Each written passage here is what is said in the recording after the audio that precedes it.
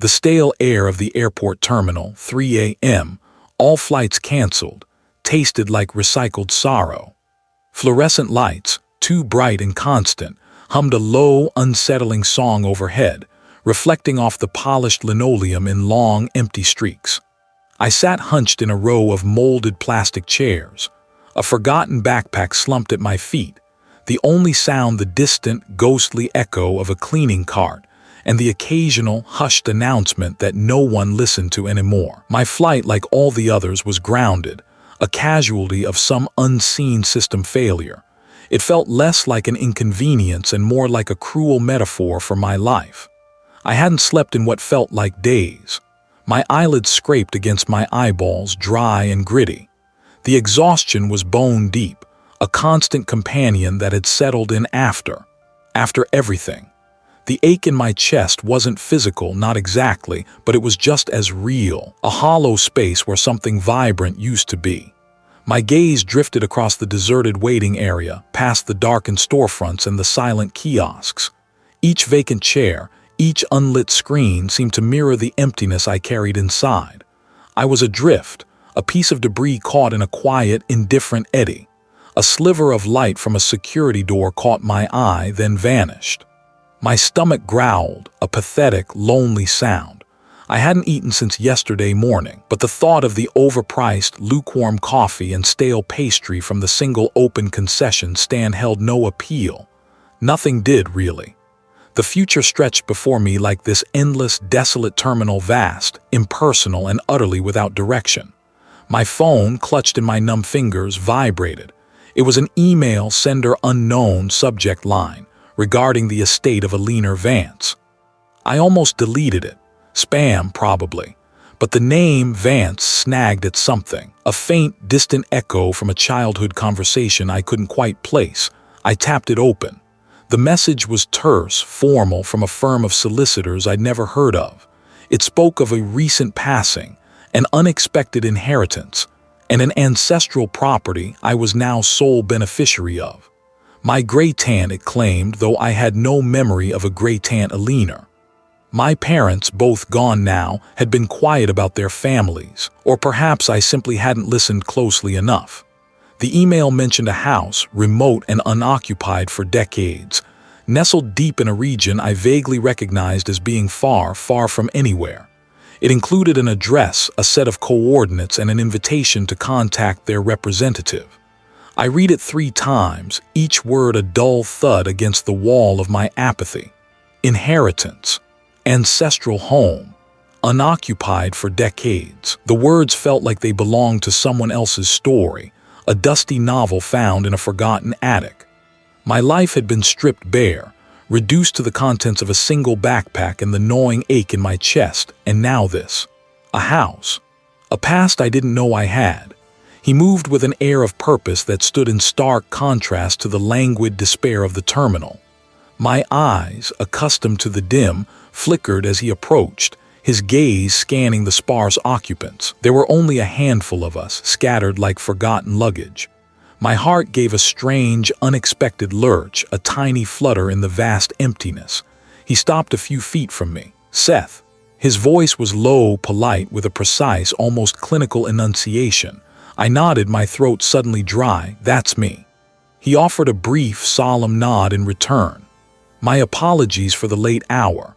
I am a representative from the firm of Finch, Caldwell and Associates, regarding the estate of Eleanor Vance."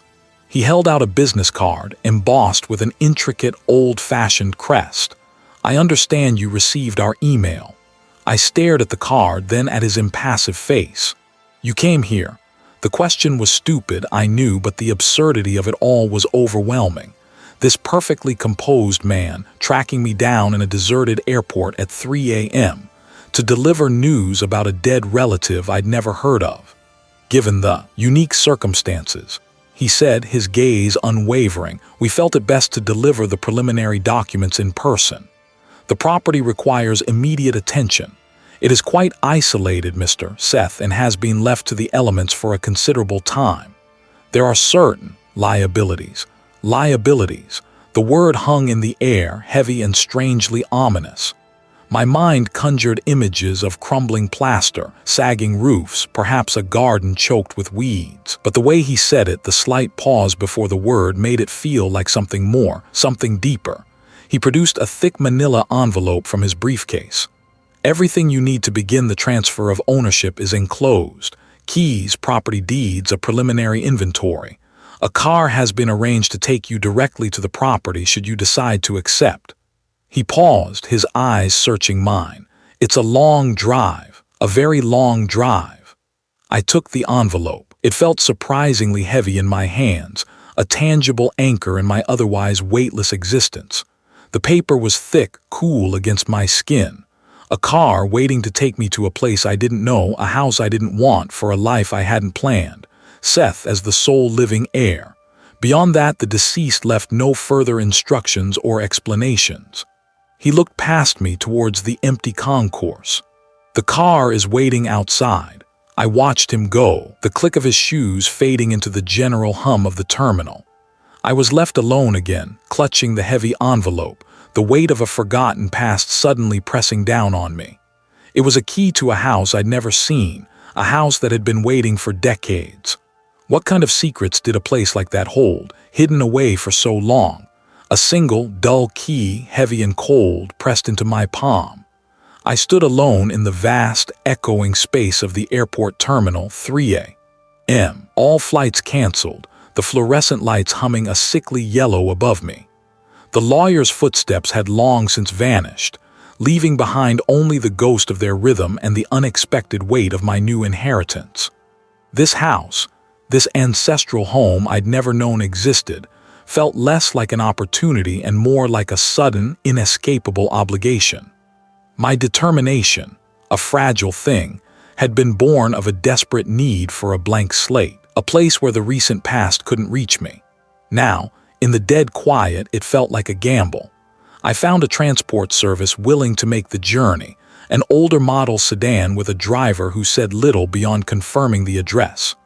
The world outside the window dissolved from the muted glow of the city's fringes into an impenetrable darkness. We turned off the main road onto a gravel path, the car's suspension groaning with each rut. Trees, thick and ancient, formed a tunnel overhead, their branches clawing at the sky. Then through a break in the foliage I saw it. It wasn't just a house, it was a hulking presence, a silhouette against the bruised purple of the coming dawn.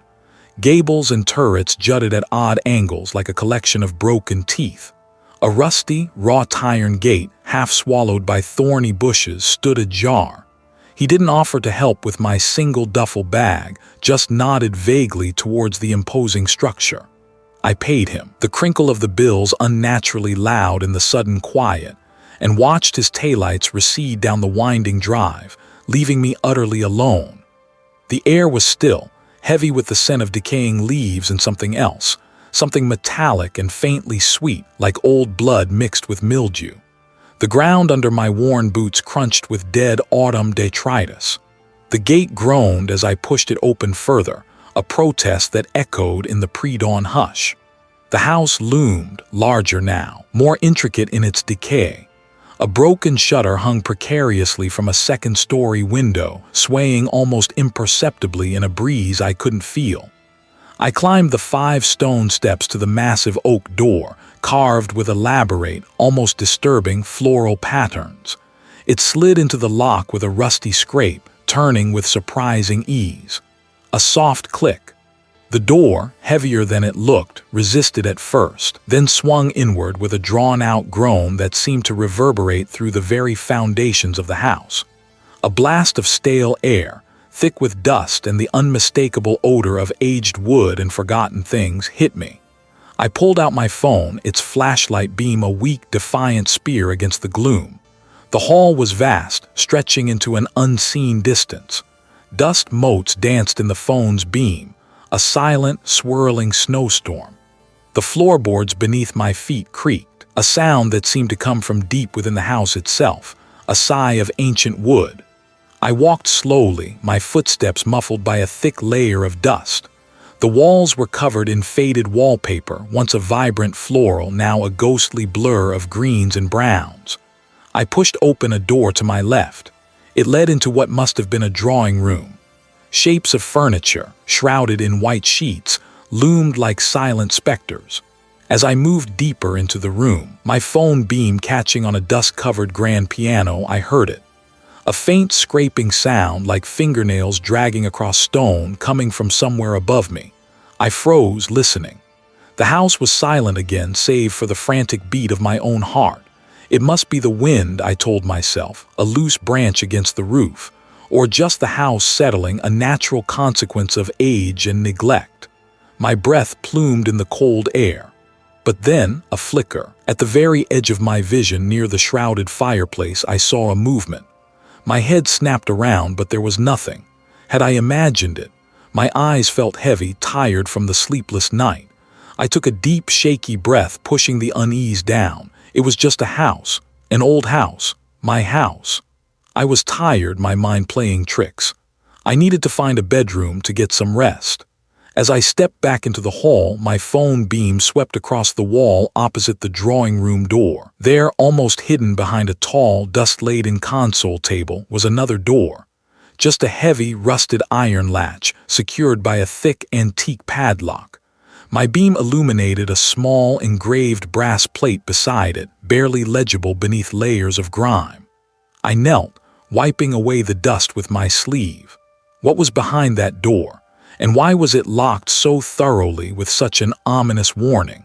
The lawyer's footsteps had long since vanished, leaving behind only the ghost of their rhythm, a fading memory swallowed by the cavernous quiet.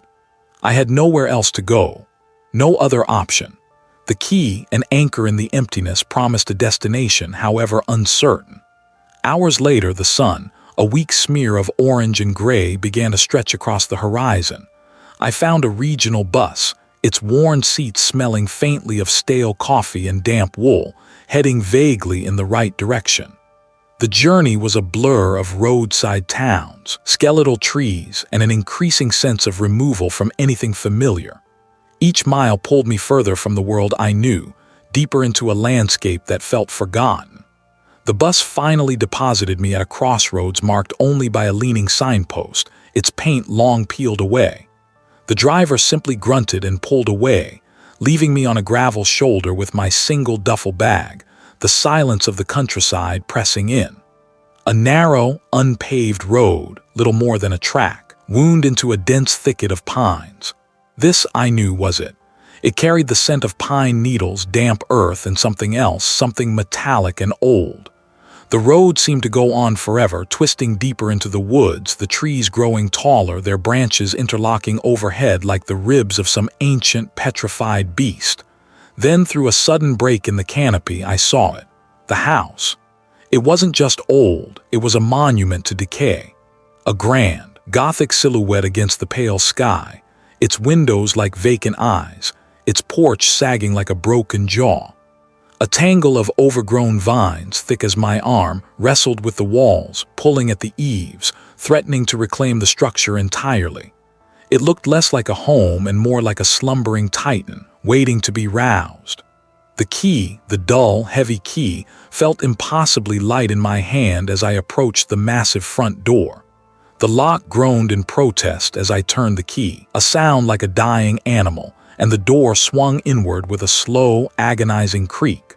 A blast of stale, frigid air hit me. Dust motes danced in the few shafts of sunlight that pierced the grimy windows, illuminating the pervasive gloom. The air was heavy with the smell of mildew, decaying wood, and something else, something subtly sweet and cloying like forgotten flowers. I spent the first few days simply trying to exist. I found a functional faucet in the kitchen, a single working light bulb in the study, and a bed frame in one of the upstairs rooms. The house was enormous, a labyrinth of dim corridors and locked doors. I told myself it was just an old house settling, that was all. One afternoon, I was trying to pry open a stuck window in the dining room, hoping for some fresh air. My attention was focused on the stubborn sash, my fingers aching from the effort. Out of the corner of my eye, a flicker. My head snapped up. Nothing. The curtain hung still, undisturbed. It must have been the light, I reasoned, a trick of the sun through the dirty glass. Or maybe a squirrel, though I hadn't seen any signs of rodents inside. I rubbed my eyes, feeling a prickle of unease, and went back to the window. Later that evening, as I sat on the floor of the study, trying to read by the dim glow of the single bulb, I heard it. Faint, almost imperceptible, like dry leaves skittering across a stone floor, or silk rustling in a breeze. It seemed to come from the hallway just outside the open door. I froze, my breath catching in my throat. I strained my ears, but there was only the steady hum of the light and the distant groan of the house. My mind immediately conjured images of the wind, of old pipes, of the house just being an old house. The sound didn't repeat. The next morning, a small, polished wooden box I'd found on a dusty mantelpiece in the parlor was gone. I remembered setting it down on the entryway table the night before, thinking I might try to clean it later. I'd walked past the table at least a dozen times that morning, and it hadn't been there. I searched the table, the floor around it, then the parlor again. I knew with a certainty that unnerved me that I had placed it on that table. Had I been sleepwalking? Was I already so lost in this place that my memory was failing me? I tried to laugh it off, a dry, humorless sound in the silent house. I must have put it somewhere else, forgotten. It was an old house full of nooks and crannies. The determination I'd arrived with was beginning to fray at the edges. The constant effort to rationalize away these small, unsettling occurrences was exhausting. I was alone here, utterly. There was no one to confirm what I saw, what I heard, what I knew. No one to tell me I wasn't losing my mind. The house itself seemed to absorb all sound, all reason, leaving me to contend with my own thoughts in a vacuum. I was in the kitchen trying to scrape together some semblance of a meal. I reached for a chipped mug from a dusty shelf. As my fingers brushed against its ceramic, I heard it again. It was a sigh. Clearer, closer, a breath drawn in and slowly exhaled right behind me. I spun around, my heart leaping into my throat. The kitchen was empty. The door was closed. The windows were shut. There was no breeze, only the stale, heavy air and the lingering, icy sensation on my skin. Who or what had just breathed down my neck? The dull key, heavy and cold, felt like a lead weight in my palm. The lawyer's footsteps had long since vanished, leaving behind only the ghost of their hurried retreat. My own breath plumed faintly in the artificially chilled air.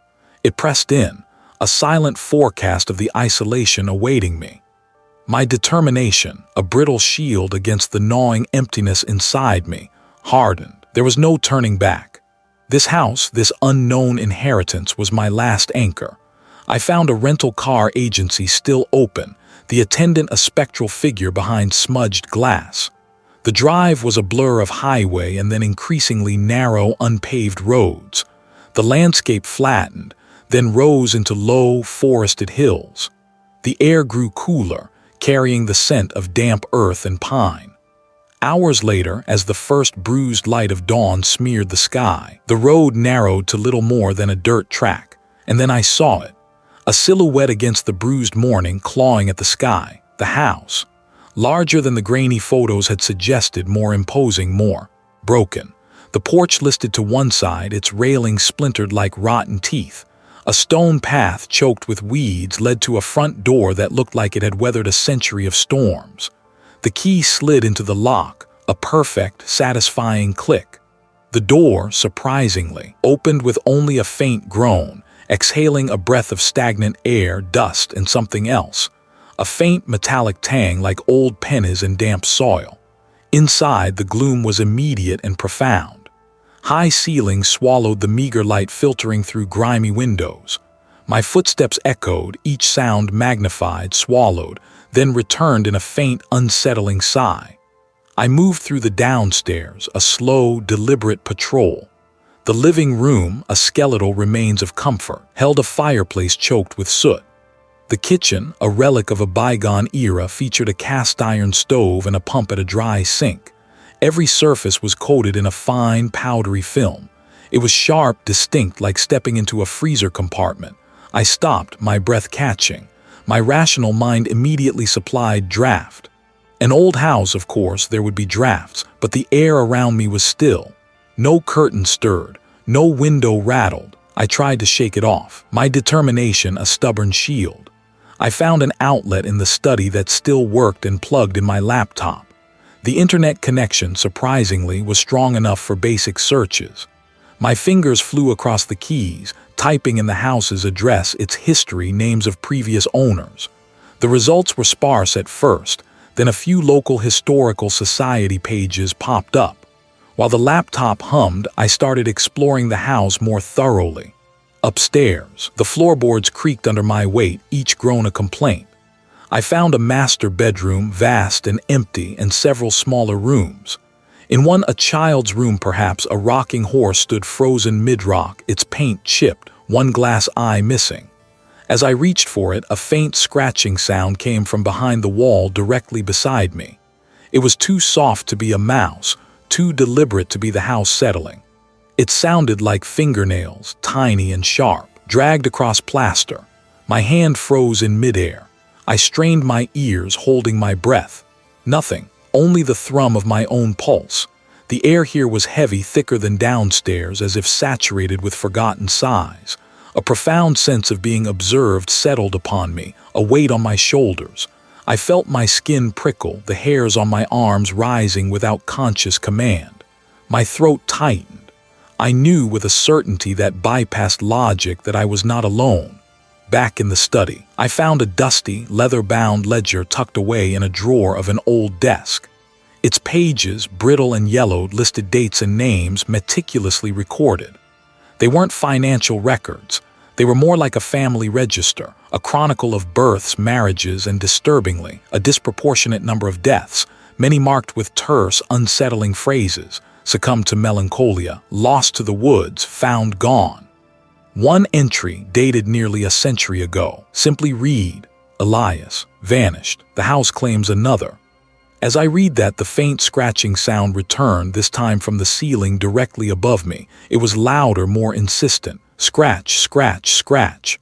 My eyes darted upwards, but there was only the cracked plaster. My breath fogged. It was a physical manifestation, undeniable. I slammed the ledger shut. The air grew heavy like a blanket thrown over my head.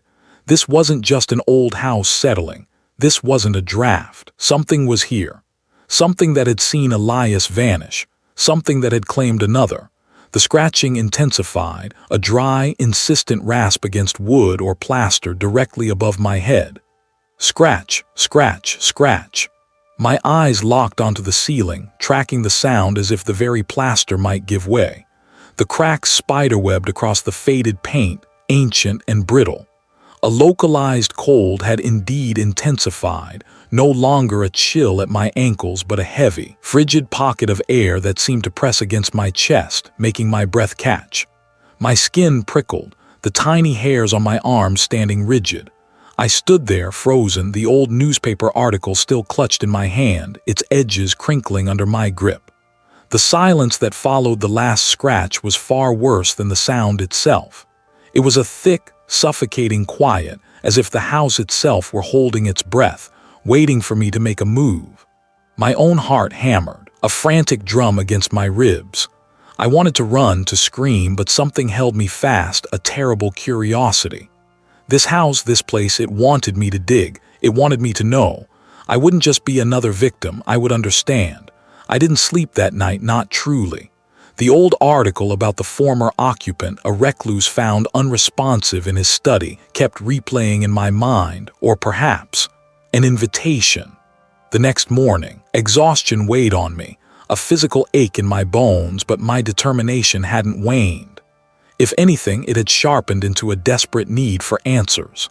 I started in the study, where I'd found the newspaper. Dust motes danced in the weak sunlight filtering through the grimy windows, illuminating shelves packed with books I hadn't touched yet. Many were leather-bound, their spines cracked, their pages yellowed. I pulled one down, a thick volume on local history, and a shower of dried leaves and dust motes fell onto the mahogany desk. Tucked between its brittle pages, I found a small, leather-bound journal. Its cover was smooth and cool beneath my fingertips, the leather surprisingly well preserved.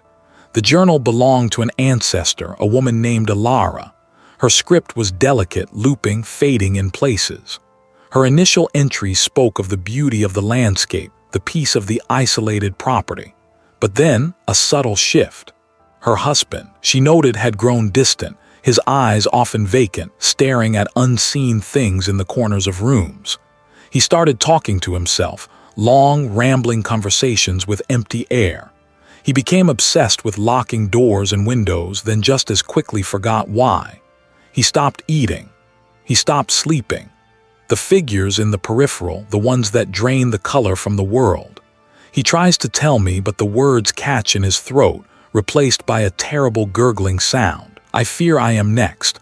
The loneliness is a heavy cloak, I cannot shake it. The final entry was a single sprawling word scrawled so forcefully it tore the page. Empty. I found more. Tucked into an old wooden chest in the attic beneath moth-eaten linens were faded newspaper clippings. One detailed the disappearance of a young woman from the house in the late 1800s. No foul play suspected, the article read, but no trace found. Another, from the 1930s, reported on a family found dead in their beds, cause undetermined. The language was always vague, skirting around the inexplicable, hinting at something beyond the comprehension of the local authorities. There was a recurring pattern, families moving in, seeking solace or a new beginning, only to descend into madness, disappearances, or quiet, inexplicable deaths. The common thread was isolation, a creeping despair, a sense of being utterly alone even when surrounded by loved ones. It wasn't just localized now. It permeated the air, seeping into my clothes, clinging to my skin. The light from the window seemed to dim, though the sun hadn't moved. A faint, almost imperceptible hum vibrated through the floorboards, a low thrum that burrowed into my skull. It felt like the house itself was waking up, stirred by my discoveries, confirming the stories I was unearthing. I imagined the former occupants, their despair feeding something unseen, something ancient that had always been here waiting. I must have finally collapsed from exhaustion on the threadbare couch in the living room, the journal and clippings scattered around me like fallen leaves. My mind, overloaded with the macabre history, slipped into a fitful, shallow sleep. Then the airport terminal. It was 3 a.m. and all flights were canceled. I stood amidst a sea of empty plastic chairs, their hard surfaces gleaming under the harsh fluorescent lights. The vast space was utterly devoid of people. No hurried travelers, no weary families, no gate agents, just me. I could hear the distant drone of an unseen ventilation system, a low, mechanical growl that seemed to vibrate in my teeth. Beyond the floor-to-ceiling windows, the tarmac stretched out, an inky black expanse under a bruised, moonless sky. A large digital departure board flickered, displaying the same message over and over. All flights canceled. All flights canceled. The words seemed to burn into my retina, a stark, inescapable truth. A profound, aching loneliness settled over me, heavier than any grief I'd known before. It wasn't just the absence of others. It was a sense of being utterly, irrevocably alone in the universe. It wasn't words, not exactly, but a feeling, a suggestion of profound despair, of an endless wait for something that would never arrive.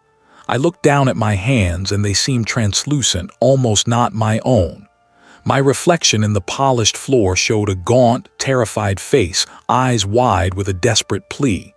I turned slowly, expecting to see something, anything, but there was nothing. I was trapped here, forever. The living room was still dim, the journal still beside me. The dream had been so vivid, so real, the feeling of absolute isolation still clinging to me like a shroud. Had I truly been there? What else was it capable of showing me? The newspaper clippings were a cold hand around my throat. Another from the 1930s reported on the disappearance of a young man, a resident of this very house, described as having succumbed to a profound melancholy. No body, no signs of struggle, just gone, like the woman from the 1800s, and the others hinted at, too vague to be explicit but woven into the town's quiet history, whispers of people who simply faded. This wasn't just an old house, it was a hungry maw. My determination, which had felt like a shield, began to crack. I folded the brittle papers, the dust clinging to my fingers like ancient regret. The attic, once a place of discovery, now felt like a mausoleum of forgotten victims. I descended the creaking stairs, each step a further descent into a truth I wasn't ready for. The house felt different, heavier. The air was thick, not with dust, but with something unseen, something watching. I tried to shake it off. I picked up my phone, intending to call a colleague, someone I hadn't spoken to since before I left everything behind, but the screen was dead. No power, no signal, just a blank, mocking rectangle. Frustration simmered, then spiked into a sudden, inexplicable panic. I needed to get out. I needed to breathe air that hadn't been trapped for centuries. I stumbled for the front door, my hand reaching for the knob, but it wasn't there. My breath hitched. I pulled my hand back, shaking my head. The front door was solid oak, heavy and scarred. This was different. I looked up. The familiar, ornate ceiling of the entryway was gone. Above me stretched a vast, vaulted expanse of steel and glass, dimly lit by a sickly yellow glow. Confusion warred with a prickle of primal fear. Where was I? The air, once thick with the scent of aged wood and dust, now carried the sterile tang of disinfectant and stale, recirculated oxygen. A low, persistent hum vibrated through the floor beneath my feet, a sound I couldn't place. My heart began to beat a frantic rhythm against my ribs. I was standing in an airport terminal, 3 a.m., all flights canceled. The words echoed in my mind, an announcement I hadn't heard but knew with absolute certainty. Panic flared. How had I gotten here? One moment I was in the house, the next I was here. This couldn't be real. I squeezed my eyes shut, pressing the heels of my hands against them until bright spots danced behind my eyelids. Wake up, Seth. This is a dream. When I opened them again, nothing had changed. The harsh fluorescent lights hummed above, revealing dust motes dancing in the stagnant air. This wasn't just a dream. This was a trap. The loneliness of the space was suffocating. I was utterly alone, adrift in an artificial landscape of steel and plastic, a monument to thwarted journeys. I walked, my footsteps echoing unnervingly loud on the polished floor. My legs felt heavy, my movements sluggish, as if I were wading through unseen currents. I passed closed shops, their windows reflecting my pale, distorted face. A newsstand displayed headlines from years ago, stories of personal tragedies and global disasters, all long past, all forgotten by the world. But here they felt fresh, immediate. Then I saw it. Tucked into the corner of a sterile waiting area on a small, round table was a photograph. It was old, faded, but unmistakable. My mother laughing, her arm around my father, both of them younger, vibrant. A pang of raw grief lanced through me, but something was wrong. It shouldn't be there. They had never known that house. It had been a secret, a legacy only I had discovered. My breath caught in my throat. I picked up the photo, my fingers trembling. The image shimmered, the edges blurring like water reflecting a distorted memory. Was this a trick? A cruel illusion? Or had the house always been there, lurking in the periphery of my life, waiting? It wasn't words, not exactly, but a sound like dry leaves skittering across pavement, or the faint hiss of static on a dead radio. I spun around, my eyes darting across the desolate terminal. Nothing, no one. But then out of the corner of my eye, I caught a flicker of movement. Near the security checkpoint, where the metal detectors stood like skeletal sentinels, a figure stood. Tall, impossibly thin. It wasn't looking at me directly. Its head was tilted as if listening to something only it could hear. My blood turned to ice. It wasn't human. I knew it with a certainty that bypassed logic. It was the entity, here in this impossible place. It had followed me, or worse, it had brought me here. I took a step back, then another, my eyes locked on the figure. It remained still, but the air around it seemed to shimmer, distorting the already dim light. It carried a name. Not my name, but one I recognized, one that tore at an old wound. The name of my lost sister. My vision blurred. The entity was targeting me, stripping away my defenses, exposing the raw, aching core of my personal losses. It was feeding. I squeezed the photograph in my hand, the edges digging into my palm. My parents, the house in the background. My sister's name, a ghost on the air. What did it want from me? What was this place? And was any of it real? My footsteps echoed, hollow and sharp, against the polished linoleum floor of the airport terminal. 3 a.m., all flights canceled. The sound was too loud, too present, in a space designed to swallow noise with the bustle of 1,000 hurried lives. My footfalls. That's where I'd left off, adrift in the sterile expanse. Each step I took seemed to deepen the silence, not break it. The air, recycled and stale, tasted faintly of ozone and forgotten coffee. Fluorescent lights hummed with a low, unwavering drone, casting a sickly yellow glow over rows of empty seats, their plastic shells glinting like polished bones. Gate numbers blinked, static and unmoving on screens that should have been alive with departure times and destination cities. Every single one. There was no escape. I walked toward what looked like the main concourse, past duty-free shops shuttered behind metal grates, their contents perfumes, chocolates, liquor mocking me with their inaccessible luxuries. It felt like walking through a museum dedicated to a forgotten civilization, one that had once believed in movement and connection. The vastness of it, the sheer scale of the emptiness pressed in on me. This wasn't just a physical space. It was a state of being, a manifestation of the house's profound isolation. It was me stretched out to an impossible horizon. A flicker caught my eye. At a gate far down the concourse, a screen that had been blank suddenly displayed a single word, shimmering in electric blue: "Welcome." My heart gave a lurch, a sudden heavy throb against my ribs. Welcome. To what? A trap. I had to know. As I drew closer, the single word dissolved, replaced by a looping video. It showed a smiling family, their faces blurred just enough to be unidentifiable, laughing as they boarded a plane. Then a shot of a sun-drenched beach, waves gently lapping, a lone figure walking into the horizon. It was a montage of escape, of peace, of everything I craved but couldn't grasp. I could be there. I could be whole again. The voice wasn't audible, not really, but I felt it, a brush against the inside of my skull. It was familiar and alien all at once, the same voice that had sometimes murmured from the walls of the old house. It was the house. It was the thing within it, offering a comfort that felt like a poison. I stopped at the gate, my hands clammy. The screen, now showing only the serene beach, reflected my own pale face back at me. I looked tired, gaunt. The loneliness that had plagued me since everything was etched around my eyes. The entity knew. It saw, it offered the very thing I felt starving for. I don't have to be alone, Seth. The thought was so clear, so perfectly tailored to my deepest ache that it felt like my own. We could be together, forever. My breath hitched, forever. The word hung in the stale air, heavy with unspoken implications. It wasn't a promise of companionship, it was a threat of absorption. I gripped the cold metal railing of the gate, my grip tight. This was the lure. This was how it drew you in, promising solace while tightening its grip. I scanned the terminal, desperate for any sign of another living soul. There had to be someone. A janitor, a security guard, anyone to confirm that this wasn't just a meticulously crafted illusion. My gaze landed on a kiosk, its plastic facade chipped, a faded sign proclaiming information.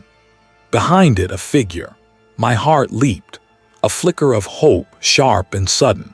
It was a man in a rumpled uniform, his back to me, seemingly absorbed in a computer screen. He was hunched over, his shoulders slumped, but he was there. Real. "Excuse me," I called out, my voice raspy from disuse.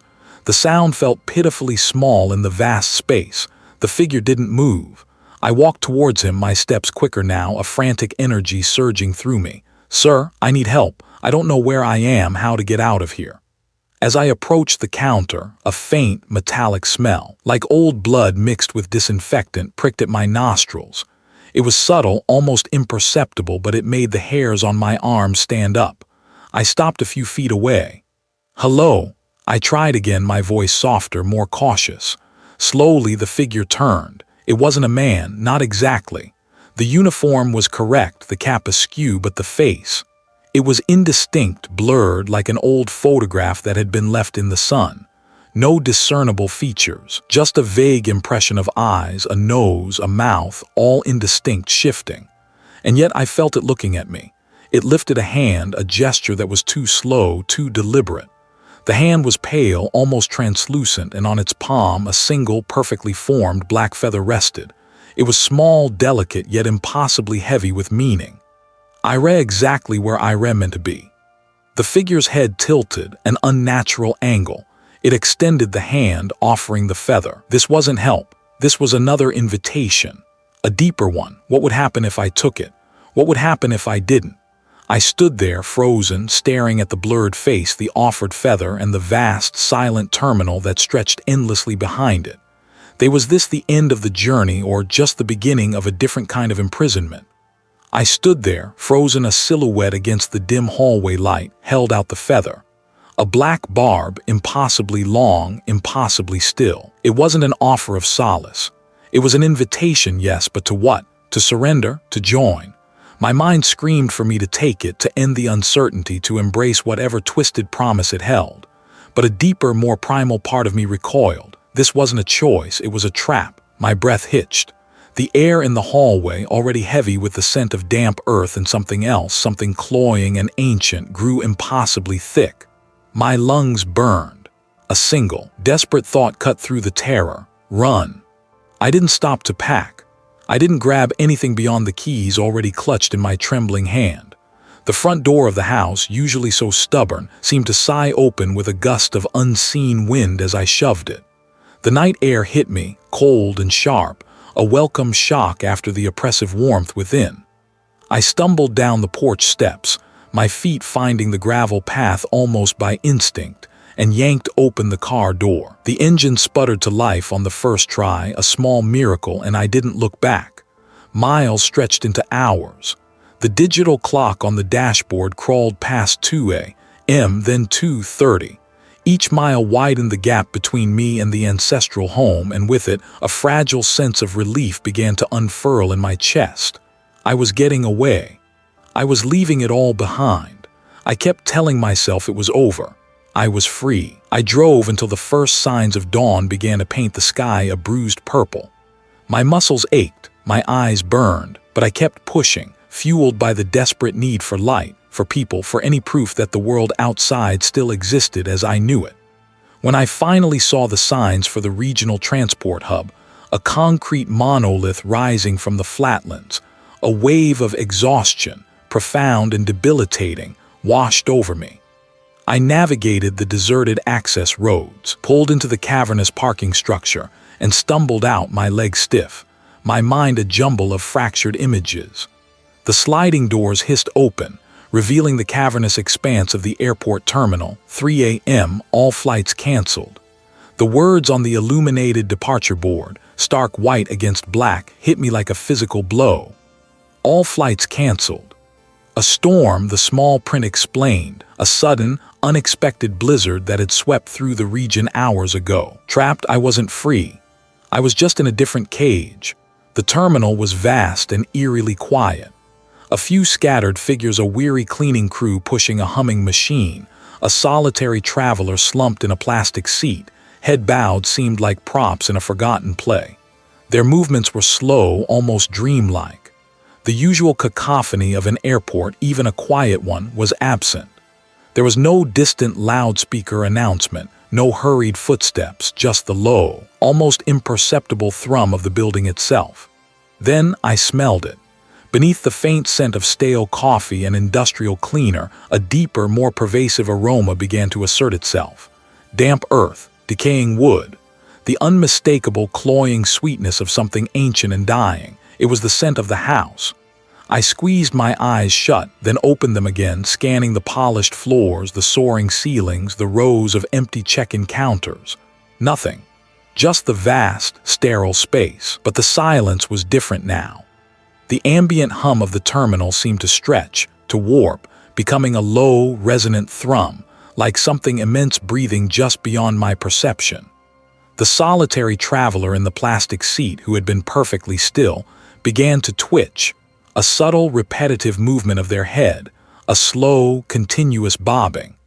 I walked to a large window overlooking the tarmac, hoping to see the blizzard, to confirm the reason for the cancellation, to ground myself in reality. the woods surrounding my ancestral home. My heart hammered against my ribs. It wasn't real. It couldn't be. It wasn't words, not exactly, but a soft, sibilant murmur that seemed to drift from the empty gate areas, from the high ceilings, from the very air around me.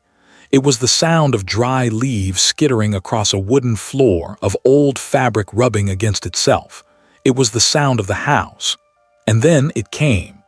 A single black feather, long and impossibly delicate, drifted down from the high ceiling. My gaze locked onto it. It was identical to the one the figure had offered me. Then another feather materialized, not from above, but seemingly from the air itself, a few feet away, and another. My legs gave out. My eyes darted around, frantic, searching for an escape, for a single, rational explanation. It was too tall, too thin, too still. It formed slowly, drawing the dim light into itself, until it stood there, undeniable. The gaunt silhouette from the house. It wasn't a reflection. It wasn't a hallucination. It was there. It stood perfectly still for a moment, observing me, the black feathers continuing to drift around it like a macabre snow. Then it began to move, slowly, deliberately. My breath hitched, caught in my throat. Tears streamed down my face, hot and stinging. I wasn't just trapped by a canceled flight, I was trapped by it. My mental defenses, already brittle, shattered into a million pieces. There was no escaping. No running. What did it want now that it had found me, cornered and broken, so far from the house? The night air was a slap, sharp and unforgiving. I didn't look back at the house, didn't spare it another thought beyond the desperate need to put distance between us. My car, miraculously, started on the first try.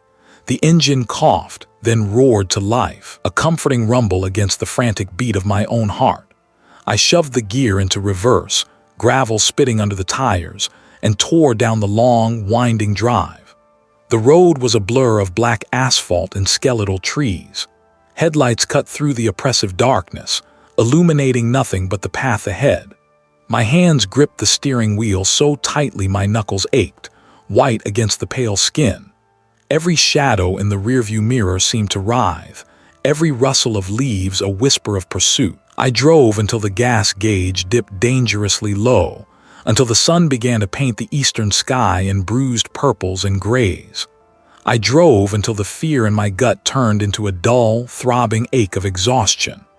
I ended up at the airport terminal, 3 a.m., all flights canceled. The few people scattered across the plastic seats looked like ghosts, hunched over luggage, lost in their own private miseries. The departure boards, usually a frantic kaleidoscope of destinations, displayed only a monotonous scroll of canceled messages. The fluorescent lights hummed with a sickly yellow glow, reflecting endlessly on the sterile surfaces. I found an empty row of seats, far from the remaining few. My body felt heavy, each limb a leaden weight. I slumped into the hard plastic, the keys still clutched in my hand, their cold metal digging into my palm. I stared at them, at the intricate cuts, at the small, tarnished brass tag hanging from the ring. It was an old key, a master key, I realized, for all the locks in the house. A part of the house now here with me. A tremor started in my chest, a low thrum that quickly escalated. It wasn't just fear anymore. The quiet of the terminal, the sheer isolation of being one of the few awake souls in a city asleep, provided no solace. Instead, it amplified the internal cacophony. My vision blurred, not from tears, but from something else, something invading my perception. The polished floor seemed to ripple. The distant, flickering lights of the terminal stretched and warped, becoming elongated, skeletal fingers reaching towards me. The hum of the lights grew louder, morphing into a low, guttural drone that vibrated in my teeth. Then the images came, unbidden, violent. Not memories, but something far older, far more terrible. They weren't just in my mind, they were around me, pressing in from all sides, a storm of sensory overload. I saw the house, not as I knew it, but as it had been through centuries. Faded glimpses like an ancient film reel skipping frames. I saw figures, men and women, so many of them. Their faces were indistinct at first, blurred by time and sorrow, but then clarity. A man slumped in a chair, a bottle clutched in his hand, his eyes vacant, staring at nothing.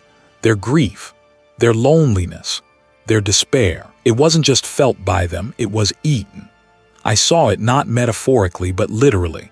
The entity, it wasn't a ghost, it wasn't a spirit, it was a hunger. An ancient primal consciousness born from the raw, unadulterated sorrow of the land itself. It had been there long before the house, a parasitic root that had burrowed deep into the earth. The house was merely its most elaborate trap, its perfect vessel, and the inhabitants, the previous owners. They weren't just victims who died there.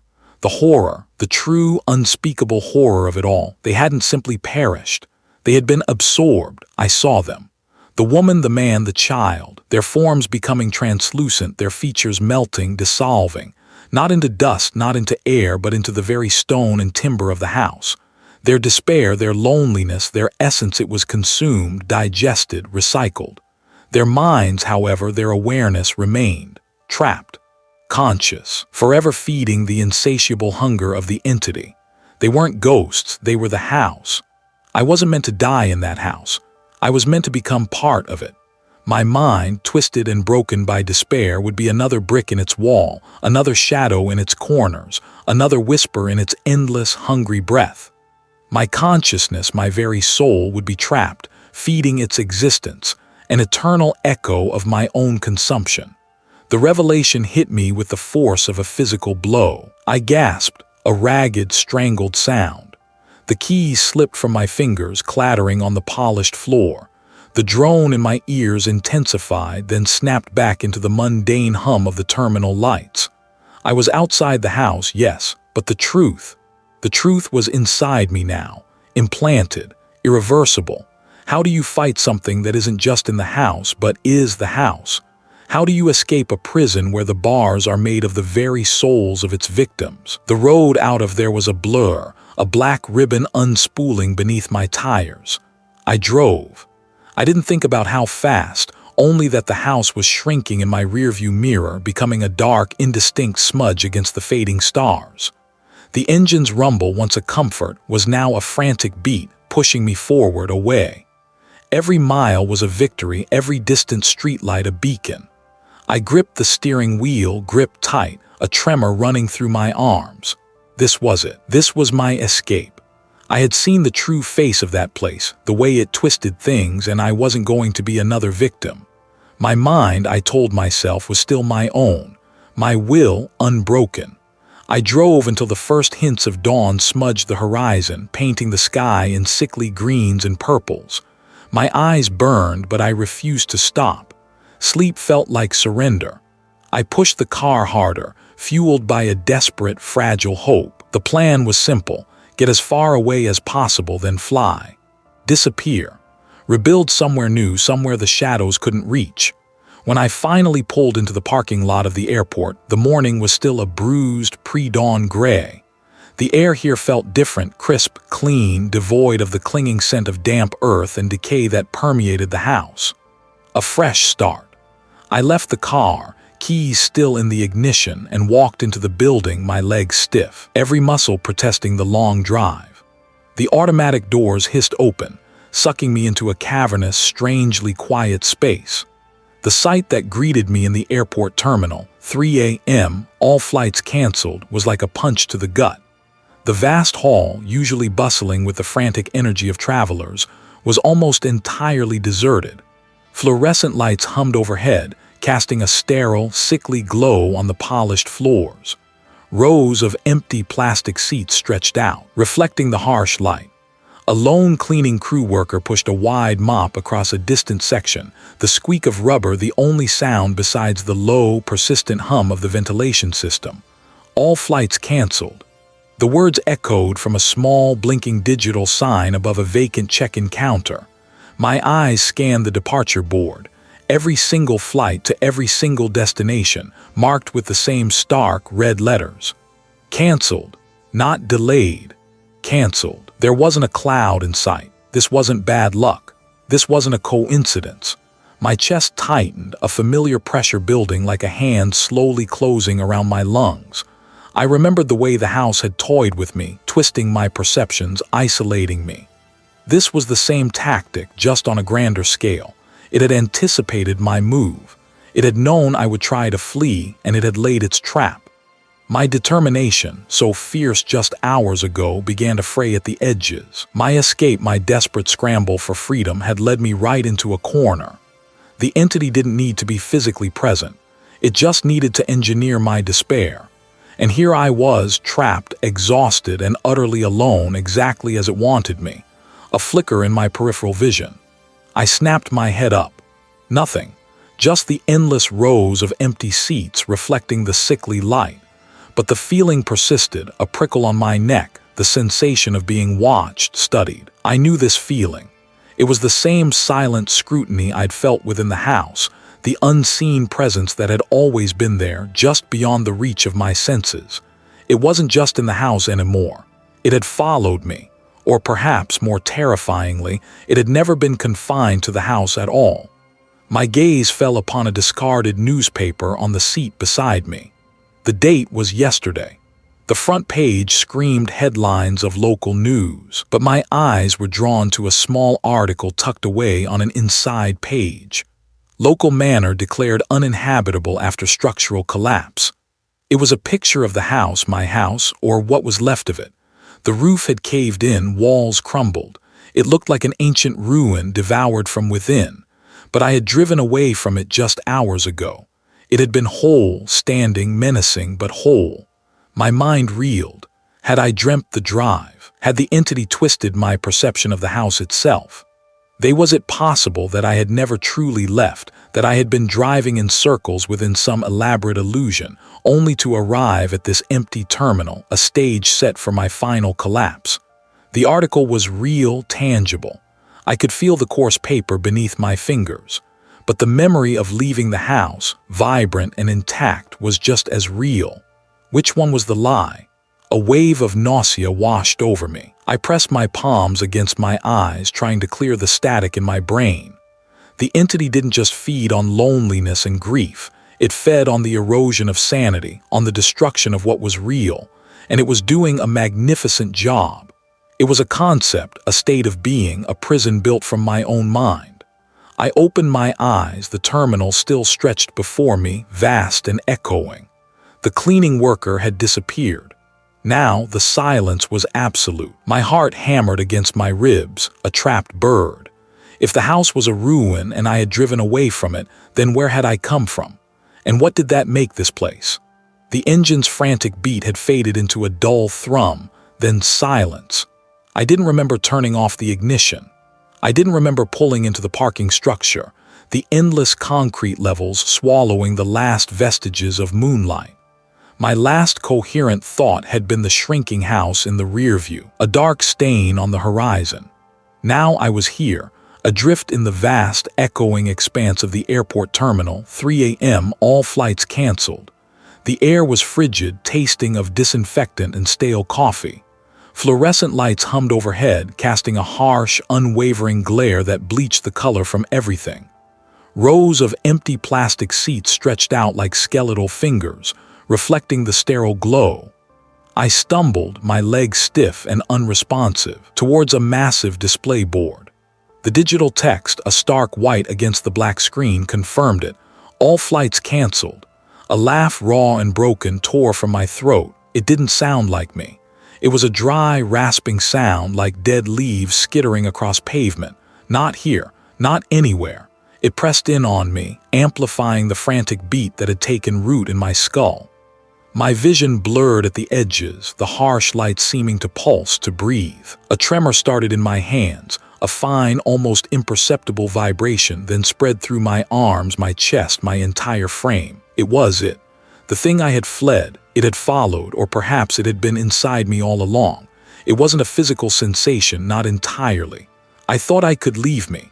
The thought wasn't mine, yet it was undeniably present, an icy tendril coiling around my own desperate thoughts. Foolish boy, I am mine now. My knees buckled. My reflection stared back from the polished surface, distorted and pale. My eyes were wide, bloodshot, and something else a flicker of something ancient, something hungry deep within their depths. Was that truly me? The air grew heavy, thick, as if the oxygen was being slowly drawn from the room. My lungs burned. I gasped, but the air felt thin, insubstantial. My mother's face not smiling but weeping. My father's hand not comforting but pushing me away. Every loss, every moment of loneliness, every flicker of self-doubt I had ever experienced played back at an unbearable volume. It was feeding. It was pulling the threads of my identity apart, unraveling me from the inside out. My own memories, once a comfort, were now weapons turned against me. Give in, Seth. It is easier. I am tired, so tired. The suggestion was insidious, seductive, promising an end to the torment, a release into oblivion. Part of me, the exhausted, broken part, yearned for it. But then a different memory, faint at first, then sharp, cut through the din. It wasn't a memory of loss, but of defiance. I was small, maybe 5 years old, standing in our old backyard. A thunderstorm had just passed, leaving puddles and a broken branch from the old oak tree. My mother knelt beside me, her hand warm and firm on my shoulder. She wasn't telling me to be careful or to come inside. He was looking at the bruised sky, then at me, his eyes sparkling. "Look, Seth," he had said, his voice soft but strong. "Even after the storm, the sun always finds a way, and so will I rest stronger than I know." The entity recoiled, a shiver running through the air, a momentary crack in the suffocating pressure. It hated that. It hated the warmth, the connection, the resilience. I clung to that memory, to the feeling of her hand on my shoulder, to the unwavering belief in her eyes. It wasn't a grand revelation, no sudden burst of power. It was just a small, persistent ember of hope, a tiny flicker of my true self refusing to be extinguished. It was a forgotten truth, buried under layers of grief and despair, that I was not just my losses. I was also her son. The entity shrieked, a soundless scream that vibrated in my teeth. The visions intensified, twisting, trying to corrupt that precious memory. My mother's face warped, her smile becoming a sneer. Her hand felt like ice, but I squeezed my eyes shut, holding on to the feeling of that moment, not just the image. The warmth, the strength, the love. I pushed back. I didn't know how, but I did. I focused all my will, all my desperate, clawing determination onto that single ember. It wasn't enough to banish it, not yet. But it was enough to stop the feeding, to stem the tide. My lungs drew a deeper, more substantial breath. I opened my eyes, but my reflection on the counter was clearer now. The ancient hunger was gone from my eyes, replaced perhaps by a glint of something else, something stubborn, something defiant. I was still here, I was still me. But for how long could I keep it at bay? The stale air tasted of recycled despair and forgotten journeys. One moment I was standing in the suffocating silence of the ancestral home, clinging to the echo of a forgotten touch. The next, the ground shifted beneath me, not with a tremor but with a sickening lurch, like a ship pitching violently in a storm. Then nothing. Just a vast, cavernous space bathed in the sickly yellow glow of fluorescent lights.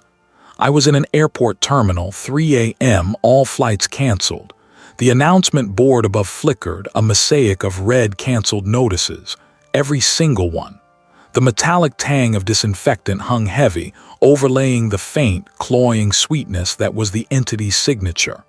There were no people, just rows of empty plastic seats stretching into the gloom, reflecting the harsh light in dull, vacant gleams. A single, forgotten baggage cart stood askew near a check-in desk, its wheels locked in place, a silent testament to a journey that would never begin. This wasn't a real place. It couldn't be. My breath hitched in my throat, a sharp, cold sting.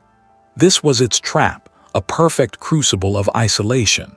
It wanted me to feel the crushing weight of being stranded, alone, with no way out. I could feel the hum of distant ventilation systems, a low thrumming vibration through the polished floor, a sound that only served to emphasize the emptiness. It was a voice made of rustling paper and dry leaves, a chorus of forgotten promises. Lost, unseen, unwanted. My vision blurred at the edges, the fluorescent light stretching into distorted smears. The air grew thick, heavy, like trying to breathe through wet wool. My chest tightened. It was trying to choke me with its despair, to drown me in its boundless, ancient loneliness. It showed me fleeting images, The empty armchair in my childhood home, the vacant expression on a loved one's face, the long, silent dinners.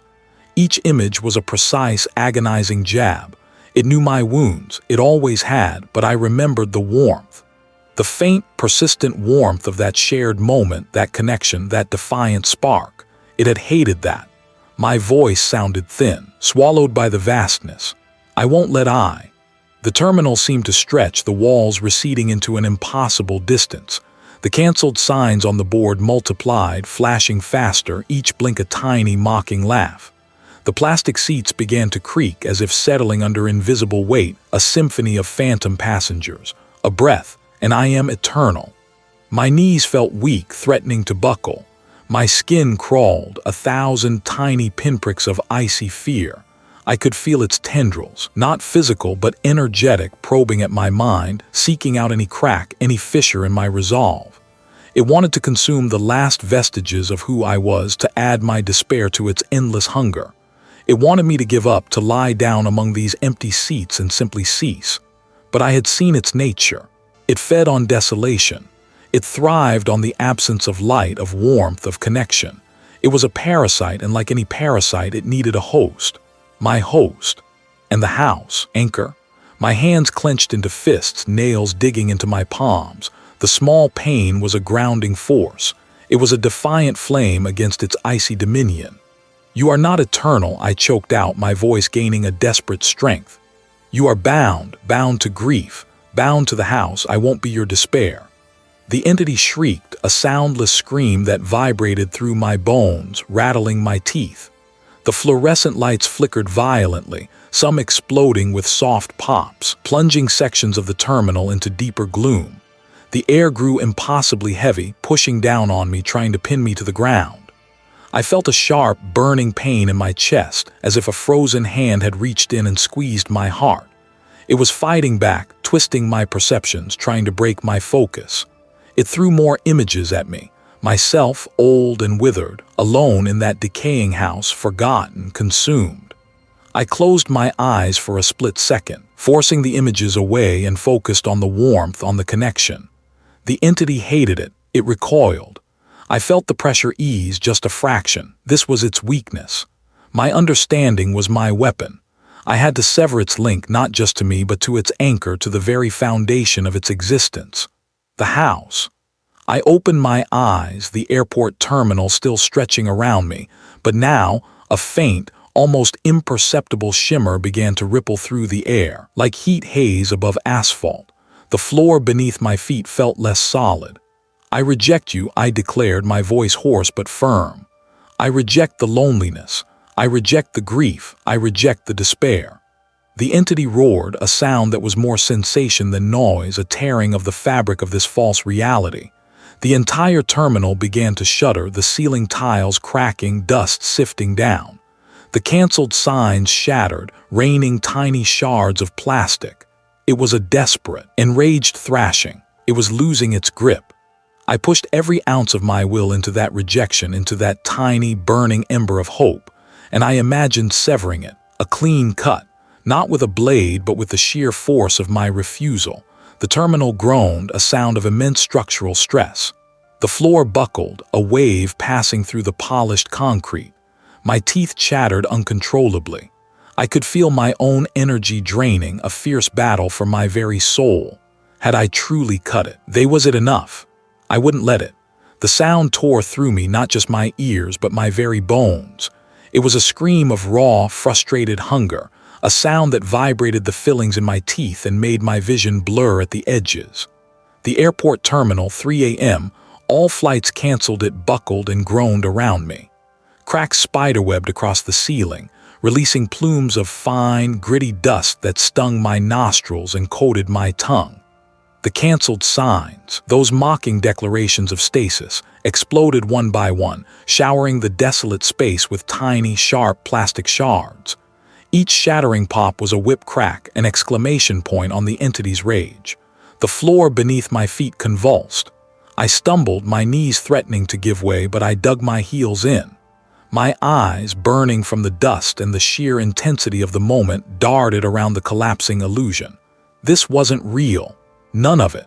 The rows of empty seats, the abandoned check-in counters, the distant, echoing announcements that had never made sense, they were all just a cage built from my own despair, my aimlessness.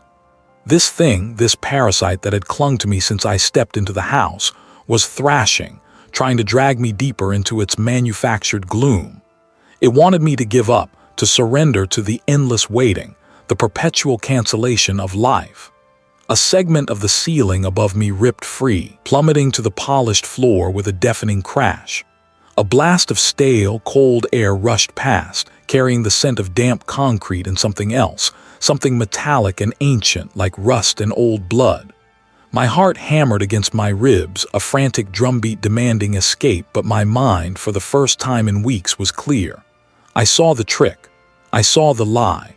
It was feeding on my resignation, on the numb acceptance of a future that never arrived. If I rejected the despair, if I refused to be its meal, what then? Could I truly starve it?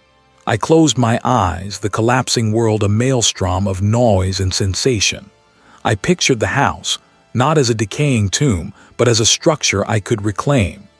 I saw the sun streaming through its grimy windows, not the perpetual twilight the entity had imposed.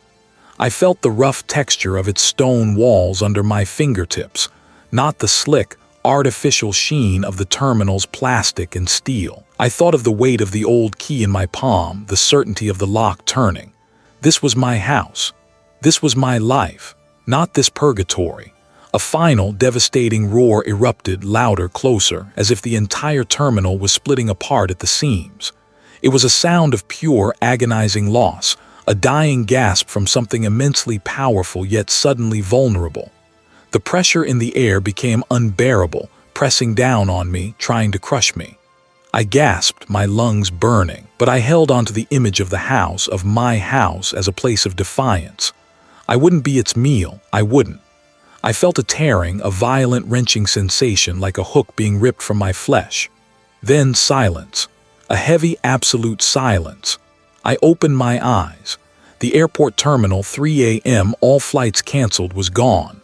The harsh, fluorescent glare had vanished, replaced by the deep, bruised purple of pre-dawn light filtering through dusty windows. The smell of ozone and plastic was replaced by the familiar, damp scent of old wood and mildew. I was lying on the floor of the main hall of the house, sprawled amidst a scattering of overturned furniture and broken glass.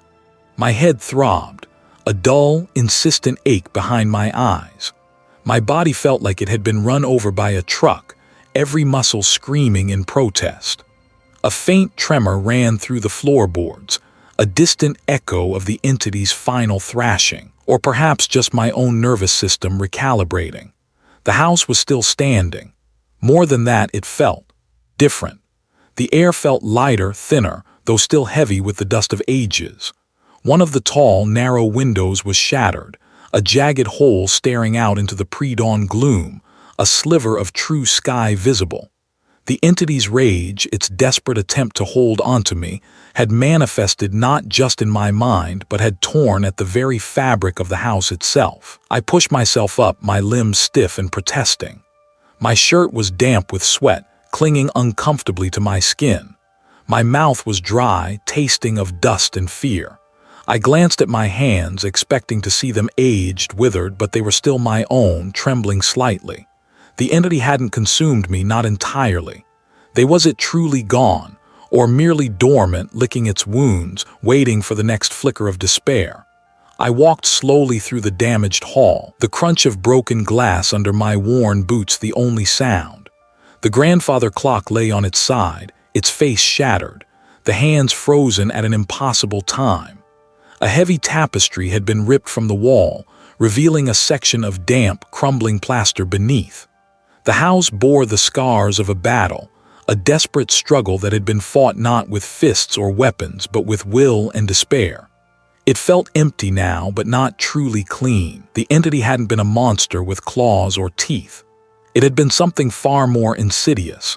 The accumulated grief, the festering loneliness, the quiet desperation of every soul who had ever lived and died within these walls.